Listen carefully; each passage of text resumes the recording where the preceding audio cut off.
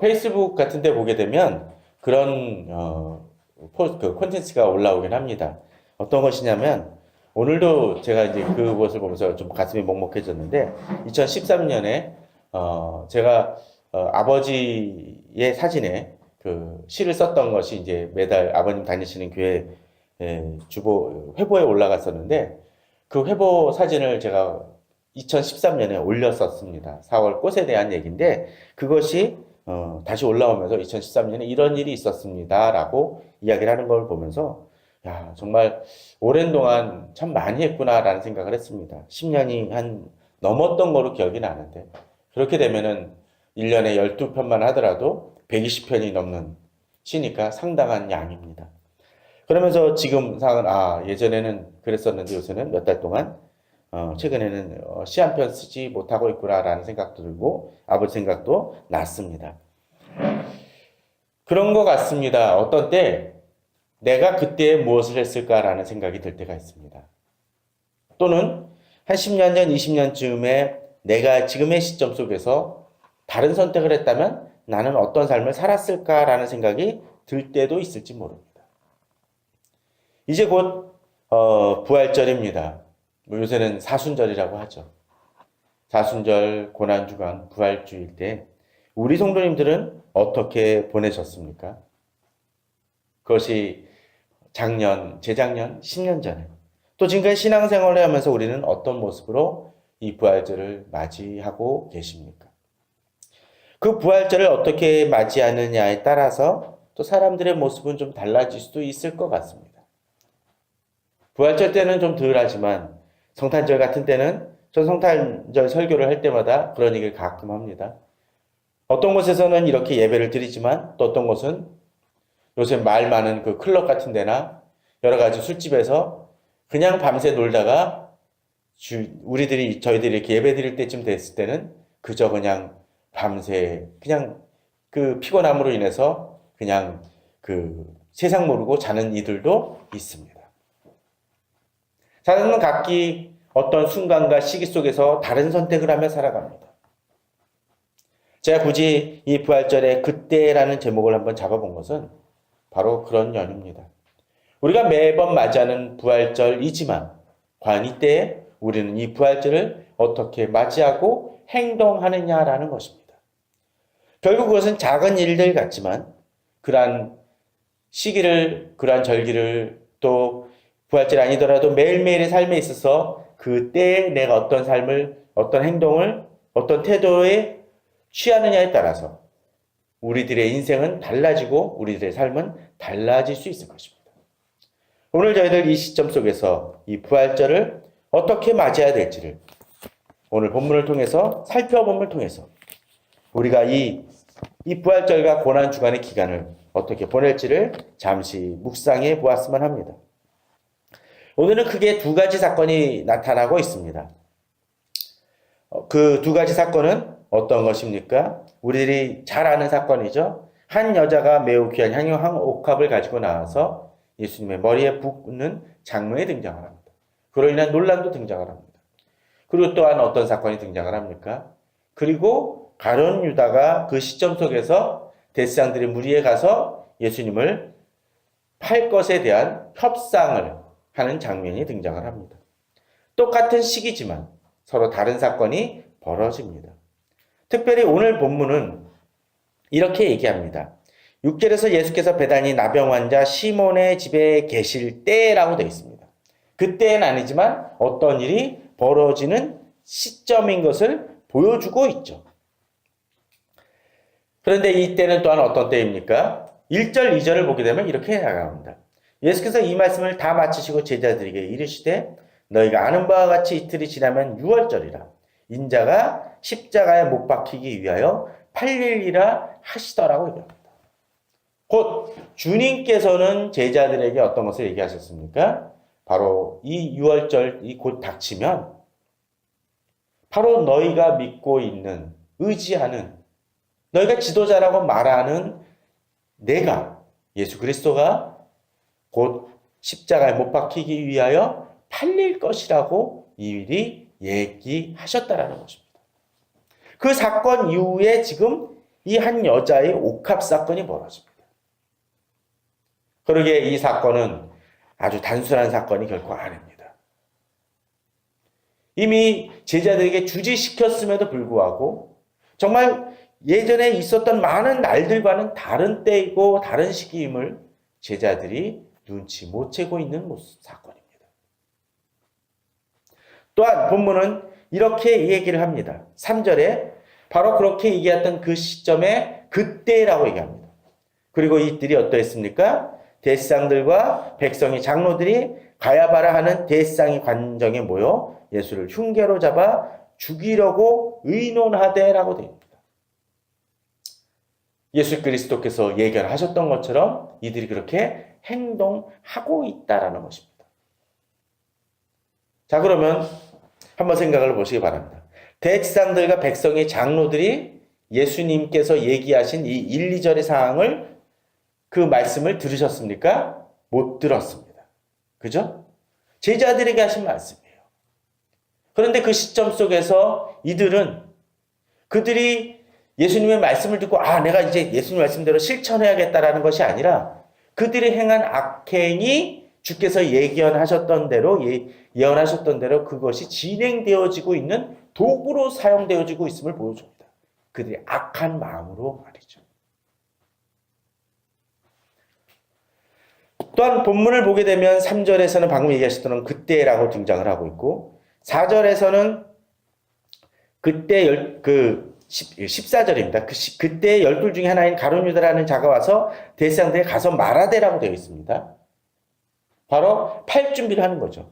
또 16절에서는 그가 그때부터 예수를 넘겨줄 기회를 찾았다고 되어 있습니다. 또한 쭉 넘어가서 31절에서는 그때 예수께서 제자들에게 이르시되 오늘 밤 너희가 다 나를 버리리라 기록된 바 내가 목자를 치리니 양의 떼가 흩어지리라 하였느니라고 말씀하십니다. 약간씩 시간의 간격은 있지만 이 그때라는 것은 거의 비슷한 시기에 이루어진 다양한 사건들입니다. 그때 같은 시기이긴 하지만 마치 내가 명동에 가가지고 혼자 서 있어 보십시오. 자, 그리고서는 제가 지금 이 시점에 딱 시계를 바라보면서 11시다 라고 하고 외치는 순간에 거기에 많은 모인 사람들이 나와 똑같이 야 지금 11시다 라고 이야기하고 있습니까? 아닙니다. 어떤 사람은 좀 늦은 아침을 먹고 있는 사람이 있을 것이고 또 어떤 사람은 좀 이른 점심을 먹고 있을 사람도 있을 것이고 또 어떤 사람은 아직도 잠에 취한 사람들이 있을지 모릅니다. 각각의 같은 때이지만 서로 다른 모습을 살아갑니다. 제가 가끔씩 이 주일날마다 어떤 분들한테는 문자를 보냅니다. 그런 분들 중에는 저한테 자신이 예배 다시 드리는 것을 회복할 수 있게 해달라고 구하는 사람도 있습니다. 그렇기 때문에 그 사람한테 제가 문자를 보냅니다. 또 예배를 드리기로 하지만 또 자꾸 빼먹는 사람들도 있습니다. 그런 분한테도 어떤 때 문자를 보냅니다. 그런데 그분들이 바로 예배를 드릴 그때에 꼭 예배를 드리느냐? 아니고 몇 년째 계속 같은 일을 반복하고 있는 모습입니다. 그때는 주일이란 때는 계속적으로 주어지지만 전혀 달라지지 않는 모습을 보일 때도 있다라는 것입니다. 지금 여기 본문 속에 이들은 어떠했습니까? 결국 악한 선택을 행하고 있습니다. 그에 반해서 오늘 본문 속에 이 여인은 어떻습니까? 한 여자가 매우 귀한 향유 한 옥합을 가지고 나와서 식사하시는 예수의 머리에 부으니라고 되어 있습니다. 이에 대한 제자들의 반응은 어떠했나요? 제자들이 보고 분개하여 이르되 무슨 의도로 이것을 허비하느냐? 이것을 비싼 값에 팔아 가난한 자들에게 줄 수 있었겠도다 하거늘이라고 되어 있습니다. 뭐라고 얘기합니까? 무슨 의도로 이것을 허비하느냐? 무슨 의도로? 다른 번역에서는 왜 이렇게라고 얘기합니다. 무슨 의도라는 게 뭡니까? 우리가 어떤 사람한테 그 사람의 나에게 어떤 한 행동을 가지고 무슨 의도로 지금 이런 말씀을 하시는 겁니까? 라고 얘기하면 그것이 좋은 얘기입니까? 아닙니다. 나쁜 말입니다. 어떤 악한 의도나 개인적인 욕심이나 그런 것을 가지고 이야기하는 것입니다. 이 여인한테 그렇게 얘기합니다. 무슨 의도로, 무슨 이유로, 왜? 매우 귀한 향유 한 옥합을 가지고 와서 주님의 머리에 그냥 다 붓는 거예요. 우리가 어떤 때 방향제 같은 거 좀 비싼 거 또는 향수 같은 거 비싼 거를 떨어뜨리면 어떻습니까? 그래서 깨져요. 그러면 아유 아까워라고 얘기합니다. 그거 가지고 몇 년 쓸 건데 몇 달을 쓸 건데 그렇게 써도 아까운데 비싼 향유를 뭐 어떤 데 10몇만 원 주고 산다고 그러면 어우 그렇게 비싸게 주고 사냐고 그럴 텐데 그걸 한순간에 써버리는 그 모습을 보며 제자들이 분개합니다.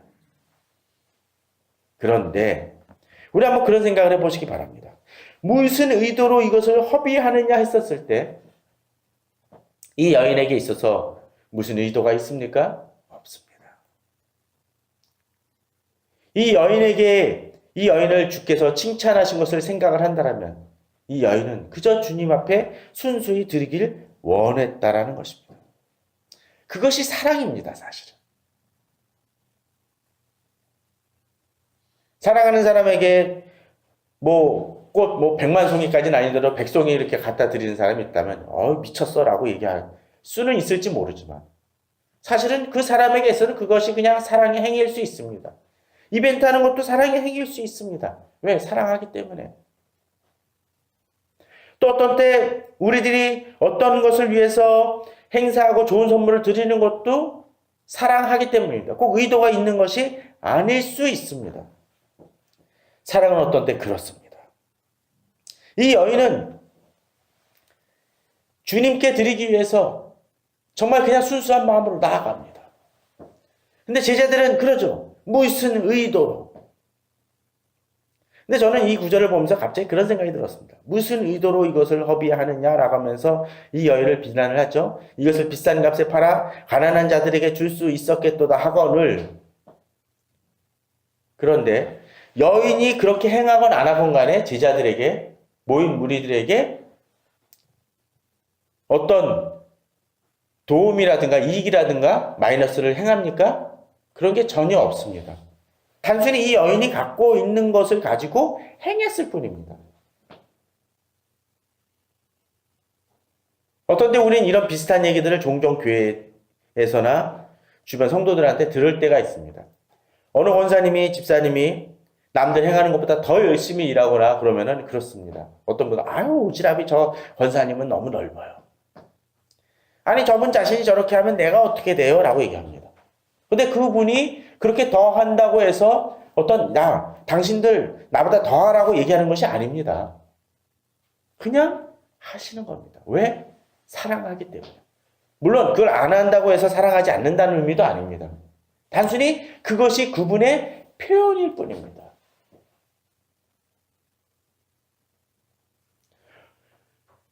오늘 본문은 아니지만 예수 그리스도께서 예루살렘에 입성하시기 직전에 예수님이 제자들에게 분부를 하시죠. 저기 어디 가면 낙의 새끼 한 마리가 묶여 있을 것이다. 그때 그 낙의 새끼를 어떻게 하라고 하십니까? 끌고 오라고 합니다. 그래서 낙의 주인이 물으면 뭐라고요? 주님께서 쓰시겠다 하면 내어줄 거다라고 얘기합니다. 이것도 그렇지 않습니까? 만일 끌고 오는 데 있어서 어쩌면 주인은 그럴 줄 모릅니다. 저 첫 아기 새끼인데 저 가져가서 안 돌려주면 어떡해? 라는 걱정을 할 수도 있습니다. 그러나 내어줍니다. 왜? 주님에 대한 사랑 때문이죠.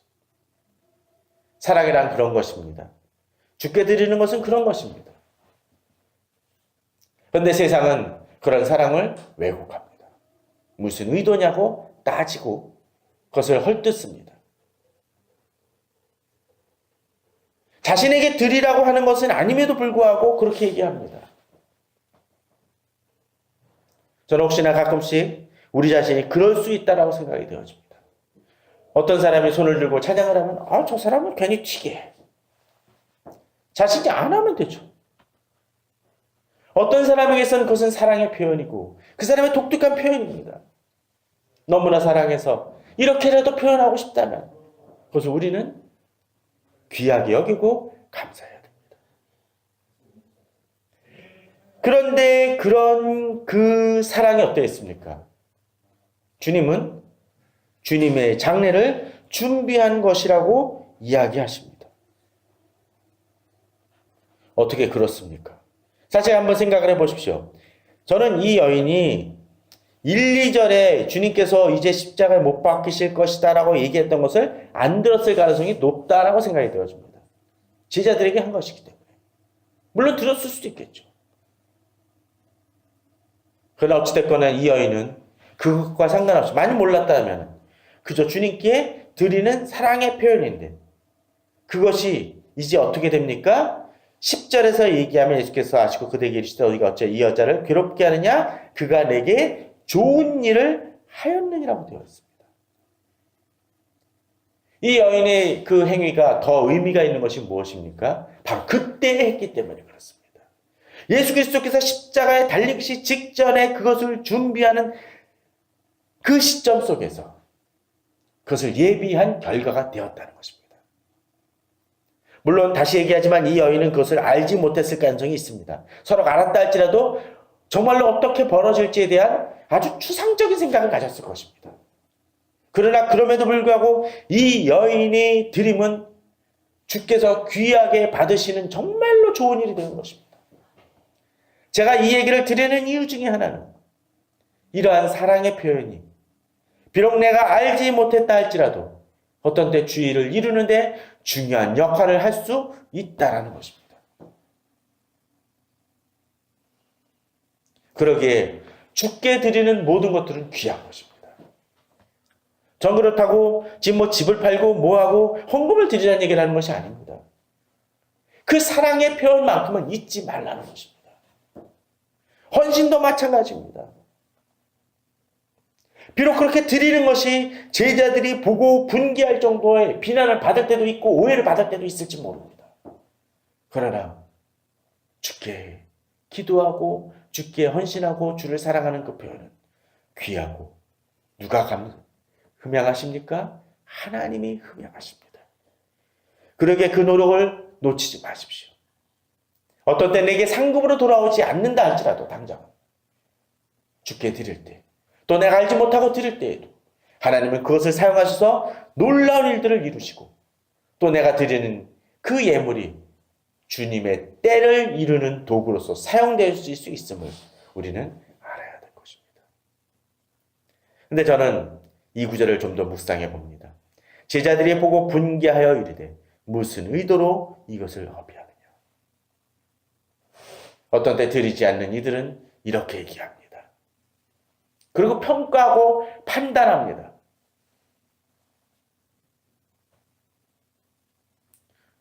이것을 비싼 값에 팔아. 만일 정말 그것이 중요한 일이라고 생각이 되고 가난한 자들에게 주는 것이 필요하다고 생각이 되어지면 자신부터 드리면 됩니다. 그것이 귀한 것입니다. 저는 최근에 고성 화재를 보면서도 그런 생각을 해봅니다.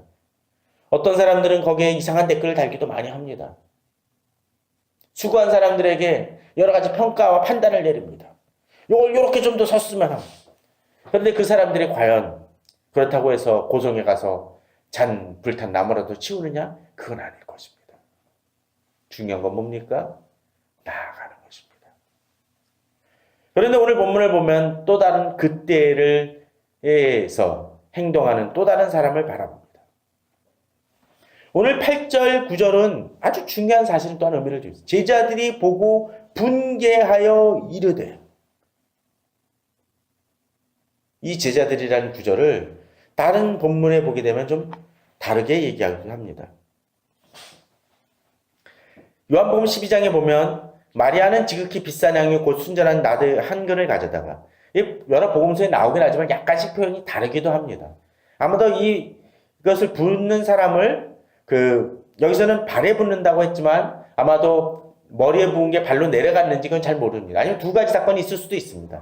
어찌됐건 간에 비슷한 사건입니다. 그런데 이렇게 붓고 있을 때 한 사람이 얘기합니다. 제자 중 하나로서 예수를 잡아줄 가룟 유다가 말하되 이 향유를 어찌하여 300데나리온을 팔아 가난한 자들에게 주지 아니하였느냐라고 이야기를 합니다. 근데 앞절에선 누가 분노를 하죠? 제자들이 분노합니다. 그걸 보았을 때, 또 이 본문과 비교했을 때, 이 제자들이 분개하게 된 그것을 부추겼던 사람이 누굽니까? 가룟 유다로 추정을 할 수가 있습니다. 보고 분개합니다. 이 향유를 어찌하여 300데나리온을 팔아 가난한 자들에게 주지 아니하였느냐라고 얘기하지만 정말로 의도를 가진 사람이 누굽니까? 가룟 유다입니다. 또한 이 가룟 유다를 성경은 뭐라고 얘기합니까? 예수를 잡아줄 가룟 유다입니다. 제자이긴 한데 예수를 잡아줄 가룟 유다입니다. 그때 12제자에 이 가룟 유다가 속했습니까? 속해 있습니다. 그랬던 12제자 중에 한 사람이지만 그는 그때 뭐로 바뀌어집니까? 예수를 잡아줄 가룟 유다로 바뀐다는 거죠. 더더군다나 이가 이렇게 얘기했던 이유가 뭡니까? 6절을 보면 그의 정말로 의도가 나옵니다. 이렇게 말함은 의도가 있었다는 거죠. 가난한 자들을 생각함이 아니요 그는 도둑이라 돈괴를 맞고 거기 넣는 것을 훔쳐갑니다. 그 정말로 선한 의도를 위해서 쓰기 위해서입니까? 아니라는 것이죠. 정말 의도를 가진 사람이 누굽니까? 가룟 유다입니다.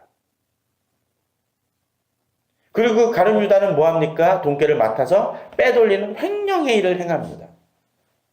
그리고 그 일을 이루기 위해서 뭐합니까? 바로 제자들을 부추기고 있음을 보게 됩니다. 아니, 부추기는 정도까지는 아니고 그냥 그가 불만을 토로하는 것이라 할지라도 그가 불만을 토로한 건 뭐합니까? 저 향유옥합을 팔아서 300데나리온을 만들었으면 그 돈의 일부는 누구 거? 내 거. 우린 그럴 수 있습니다. 정치가들이나 많은 분들이 여러 가지 일들을 합니다. 모mon을 위해서 행한다고 얘기하지만 정작 그 의도 속에 국민이 아니라 자기 자신을 위하는 사람들을 종종 봅니다. 또 교회 일들 중에도 주님의 일을 이루기 위해서라고 얘기하지만 자신의 입속을 챙기는 분들도 종종 봅니다. 남이 일하는 것에 대해서는 비난을 하면서 그 비난의 궁극적인 모습은 뭡니까? 자기 입속을 취합니다. 저는 이 고난주간 부활기간에 우리를 한번 주의를 다시 우리를 돌아보기 바랍니다. 지금 이때 우리는 진정 이 마리아나 향유옥합을 드린 여인의 모습인지 아니면 가룟 유다의 모습 또는 그 가룟 유다에 부추겨져서 준동에 되어져서 제자들 같은 모습은 아닌지 돌아보는 우리가 되었으면 합니다. 또한 이 가룟 유다는 이렇게 악한 의도를 가졌기 때문에 결국 어떤 모습이 됩니까? 14절에 보면 그때 12 중에 하나인 가룟 유다라 하는 자가 대제사장들에게 가서 말하되 그는 그 이전 사건까지는 어떠했습니까? 돈괴를 훔쳤을 때 그 돈괴 훔치는 것을 가지고 대놓고 주님 저는 여기서 100데나리온 중에서 50데나리온을 훔쳤습니다. 제 것을 위해서 뒷주머니에 챙겼습니다라고 얘기했겠습니까? 아닙니다. 몰래 했습니다. 그러나 이제 그 행동은 소극적인 것에서 아주 적극적으로 바뀝니다. 12 중에 하나인 가룟 유다라 하는 자가 대제사장들에게 갑니다. 그 대제사장들은 어떤 사람들입니까? 그가 알았을지 못 알았을지 알지 못하지만 이미 예수님을 잡아서 십자가에 못 박으려고 죽이려고 계획을 이미 하고 있었던 사람들입니다. 그리고 적극적으로 묻죠. 예수를 너에게 넘겨주리니 얼마나 주려느냐. 그들이 은 30을 달아주거늘. 그가 그때부터 예수를 넘겨줄 기회를 찾더라고 되어 있습니다. 그는 어쩌면 여인이 300데나리온에 취하지 못함으로 인한 이런 행동을 한 것 아닌가 생각도 해봅니다. 탐욕은 탐욕을 부릅니다. 악한 마음은, 악한 의도는 악한 의도와 악한 계획을 이룹니다. 이 시대 많은 사람들이 무너지는 이유가 뭡니까? 어쩌면 지금의 오늘 4월 7일 이날 이 나의 모습은 2009년, 10년 전 4월 7일에 내가 행한 행동의 결과일지도 모릅니다. 그때 내가 악한 일을 행함을 통해서, 의도를 가지고 행함을 통해서 어쩌면 지금의 나의 모습이 형성됐을 것입니다. 좋은 행위였다면 우리 모습은 좀 더 달라졌을 것입니다. 다시 부활절이 돌아오고 있습니다. 고난주간이 돌아오고 있습니다. 이 기간 동안 우리는 어떤 모습으로 살아가야겠습니까? 그저 매년 지나는 고난주간과 부활주일이 아니라 이 기간 동안에 우리 자신을 돌아보며 예수 그리스도의 고난을 다시 묵상하길 바랍니다. 앞서 그 여인은 주님의 이 때가 어떤 때인지 알지 못하면서도 주님을 사랑하는 마음으로 나아갔기 때문에 그 때를 정말 귀하게 장식하고 또 귀하게 헌신할 수 있는 계기가 되었습니다. 그러나 우리는 지금 우리 때를 압니다. 또다시 고난주간을 맞이할 것이고 부활주일을 맞이할 거랍니다. 또 이 고난이 어떤 의미를 지니고 있는지, 예수 그리스도의 죽음이 무엇을 의미하는지, 부활이 무엇을 의미하는지 우리는 압니다. 그러나 아는 것으로 그치는 것이 아니라 진정으로 이 고난주간을 다시 한번 주님 앞에서 묵상하며 진정한 무슨 의도가 아니라 주 앞에 선한 마음을 가지고 주를 사랑하는 마음으로 나아갈 때 이 고난주간과 부활주일은 정말 특별한 때로서 우리에게 존재할 것입니다. 그러나 그렇지 아니하다라면 어쩌면 우리들은 가룟 유다처럼 망가지진 않는다 할지라도 점점 좀 악한 선택으로 나아갈지도 모릅니다. 저는 이번 기간 동안에 우리 자신의 마음을 깨우기를 바랍니다. 주님을 사랑하는 마음을 다시 한번 재정비하고 주님께서 당하셨던 그 고난을 다시 생각하며 진정으로 주님 앞에서 처음 사랑을 회복하여 주님을 바라보고 나의 귀한 것을 드리며 나아가는 순수한 마음으로 나아갈 때 주님은 우리를 기억하실 것입니다. 또 그리고 우리가 행한 행위를 통해서 주의 놀라운 일들을 이루실 것입니다. 진정으로 그러한 믿음으로 나아가시고 주님을 사랑하는 마음으로 나아감을 통해서 주님의 때를 이루어가는 우리 성도님들 되시기를 주님의 이름으로 축원합니다.